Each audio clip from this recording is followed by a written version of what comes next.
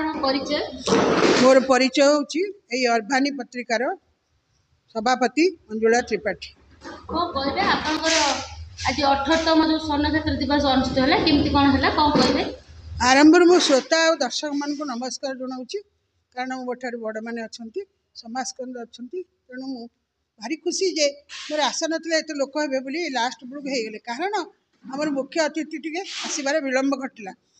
मु भांगी पड़ी किंतु शश बेलू एत भल लगे कह कथा ना तेणु यही कमटा आम अर्भानी कमटा हूँ बंधुत्व सृष्टि करवा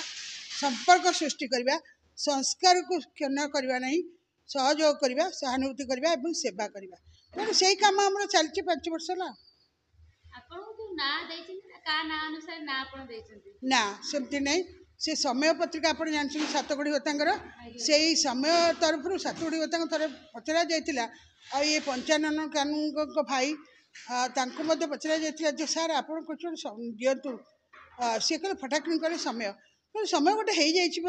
नहीं ना संगे लेख अर्भानी मु भी भावी से झीटी कहला भाया अर्भानी पुणी कौन ना अर्भानी माने जनईदेवा है समयटा जनईदेवा तेणु आमको सी जनईदेला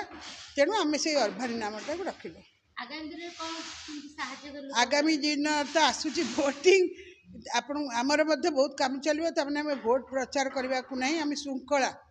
आमर श्रृंखला आम देखु बहुत नारी मैंने घर द्वार छाड़ी आसी प्रचार पशिले ताकू दमन करवा कमेवा जे नाई आपण आग घर को देखु बाहर को देखिए कारण अनेक अच्छा जिते कही जाती करती ना तेणु से भूली जीवे ना कम करूँ सत किंतु देखी देखिकी निजक जगिकी पतिता न हूँ निर्यातिता न हूँ भल बुद्धि करूँ ना करूँ देशर।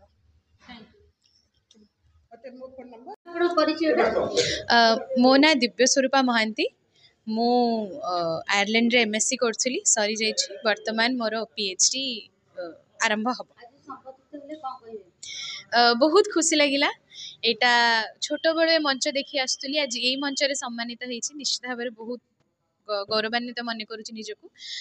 जो मैंने थिले बहुत उच्च पदस्थ मंचासीन व्यक्तित्व माने थिले हाथ रु संवर्धित हेली से भी बहुत बहुत खुशी लगिला। अरविंद त्रिपाठी गणमाध्यम तथा समाजसेवी आज हूँ अर्भानी समर 18तम स्वर्ण क्षेत्र होता यही कार्यक्रम आमर मुख्य अतिथि भाव प्राक्तन मंत्री 55 कानून को मुख्य वक्ता भाव वरिष्ठ सांबादिक प्रदोष पट्टनायक सम्मानित अतिथि भाव विशिष्ट समाजसेवी मनोरंजन महांती सभापति भाव साहित्यिका मंजुला त्रिपाठी सम्मानित अतिथि भाव आमर इंदिरा मिश्र संपादक रमेश कुमार महापात्र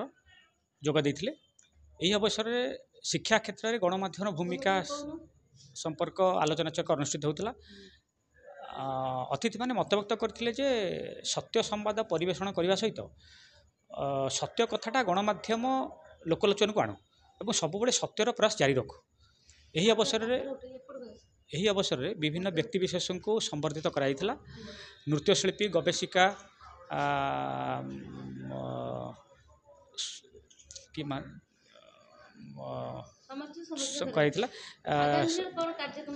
आगामी दिन में बहुत कार्यक्रम रही यहाँ पाक्षिक संवादपत्र जेहेतु आमर विभिन्न कार्यक्रम रोचे रक्तदान हो वृक्षरोपण हो विभिन्न प्रकार गणमाध्यम जड़ित और सामाजिक लोक कल्याण भित्तिक कार्यक्रम राजधानी प्रति आड़े करा जाउछि।